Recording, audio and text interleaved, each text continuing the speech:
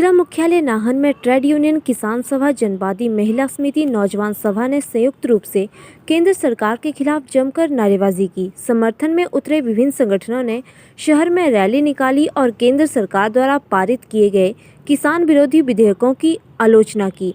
संगठनों का कहना है कि केंद्र सरकार द्वारा जो कृषि और बिजली कानून पारित किया गया है वह किसानों के पक्ष में नहीं है, बल्कि पूंजीपतियों को लाभ पहुंचाने के मकसद से लाए गए हैं।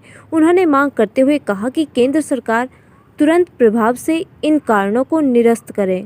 उन्होंने चेतावनी देते हुए कहा कि यदि ऐसा नहीं किया गया तो 5 दिसंबर से गांव-गांव में केंद्र सरकार के पुतले जलाए जाएंगे और विरोध प्रदर्शन किया जाएगा।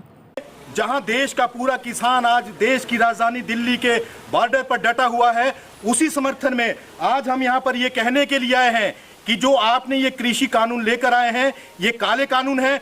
आपने जो है आवश्यक वस्तु कानून 1925 में बदलाव किया है। आपने दाल, तिलहन और दूसरी चीजें जो 24 जो आवश्यक वस्तुएं थी, इवन आलू प्याज तक को जो है आवश्यक वस्तुओं से बाहर कर दिया है। जो आम जनता के जीवन में, दैनिक जीवन में जो इस्तेमाल करने वाली जो चीजें थी, उसको आपने आवश्यक वस्तु कानून से बाहर कर दिया। दूसरा कानून आप लाए कि आपका जो आप ठेके पर खेती होगी और पूंजीपतियों को जो है फायदा पहुंचाने के लिए जो है किसानी जो है वो ठेके पर की जाएगी।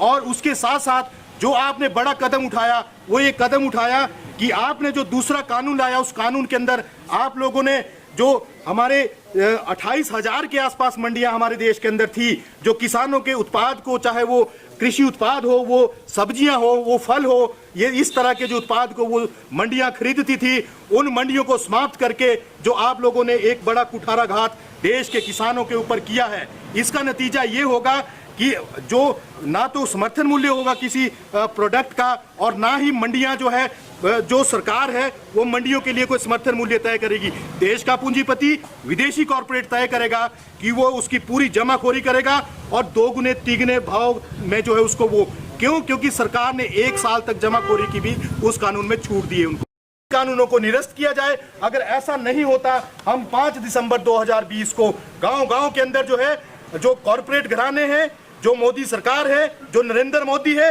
इन सब के पुतले गांव-गांव के अंदर 5 दिसंबर को फूकेंगे। आपका फैसला, ब्यूरो रिपोर्ट।